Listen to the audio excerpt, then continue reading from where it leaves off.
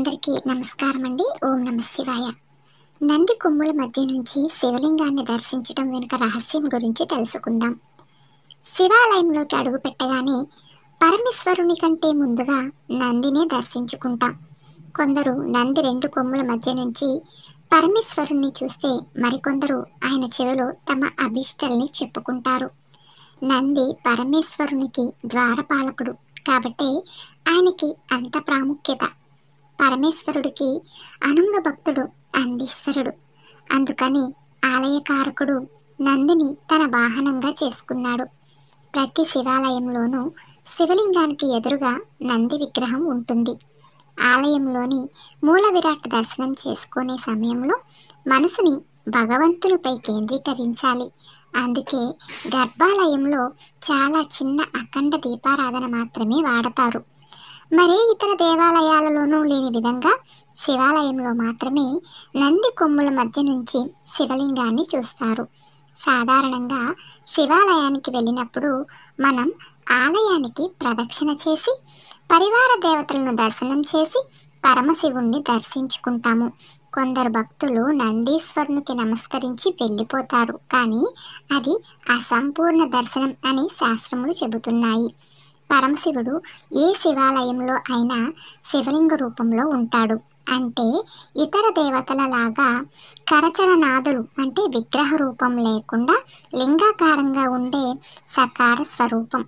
విగ్రహ రూపంలో ఉండే భగవంతుని స్వరూపంను మనసు వెంటనే గ్రహించగలదు, కానీ లింగ రూపంలో ఉన్న పరమశివుడిని చూస్తూ స్వామి నిజరూపాన్ని దర్శించడానికి దృష్టిని మనసుపై కేంద్రీకృతం చేయాలి. అందుకే ఎప్పుడు పరమశివుడి ముందు ఉండే నంది శృంగము అంటే కొమ్ముల నుంచి శివలింగాన్ని చూస్తూ దృష్టిని మనసుపై కేంద్రీకరించి దర్శనం చేసుకోవాలి. నంది యొక్క పృష్ణ భాగమును నిమురుచు శృంగముల మధ్య నుంచి స్వామి దర్శించుకోవటం వలన నంది యొక్క అనుగ్రహం కూడా కలిగి మంచి ఫలితాలు కలుగుతాయి. అంతేకాకుండా నంది చెవులో కోరికలు చెప్పే విధానంలో కూడా ఒక పద్ధతి ఉంది.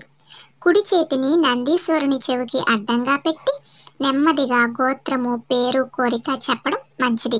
తర్వాత శివాలయంలో ఇచ్చిన పుష్పాన్ని నంది వద్ద పెట్టాలి. గురు శిష్యుల మధ్య ఎవ్వరూ వెళ్ళకూడదు.